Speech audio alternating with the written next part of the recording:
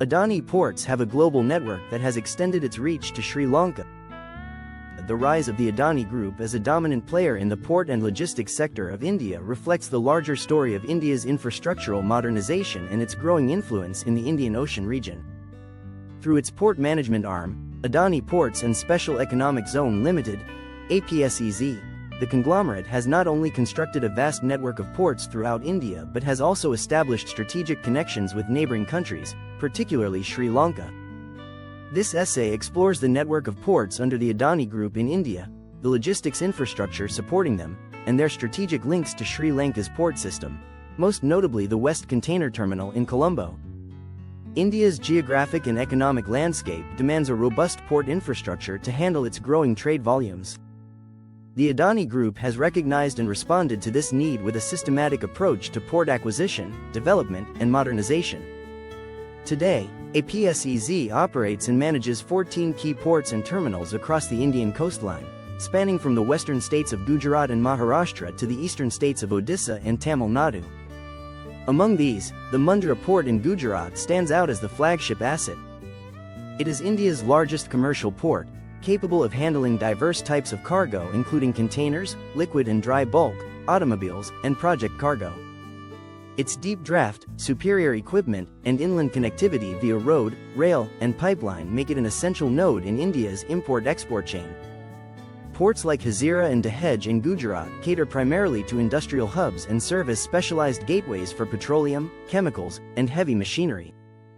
Meanwhile, ports such as Dhamra in Odisha and Krishnapatnam in Andhra Pradesh serve mineral-rich regions, ensuring efficient movement of coal, iron ore, and other critical raw materials.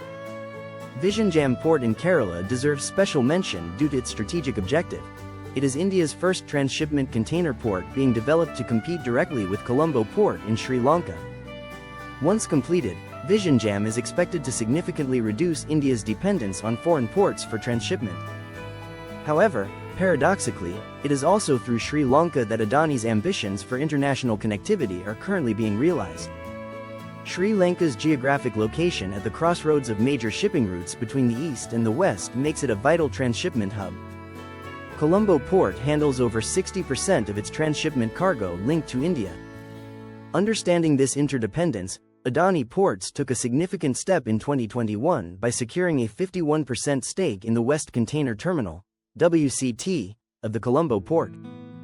This marked the first international port investment by an Indian company and was a result of tripartite cooperation between Adani Ports, Sri Lanka's John Keel's Holdings, and the Sri Lanka Ports Authority.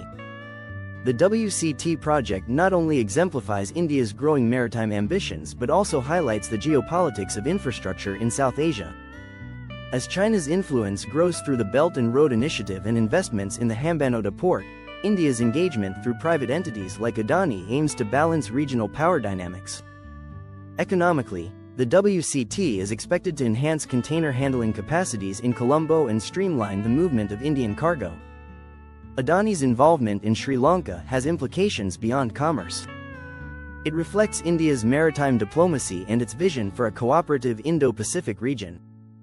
The integration of Indian ports with Sri Lankan ports ensures smoother trade routes, reduced transit times, and greater logistical efficiency. From the perspective of Sri Lanka, this foreign investment brings much-needed infrastructure development, job creation, and economic diversification.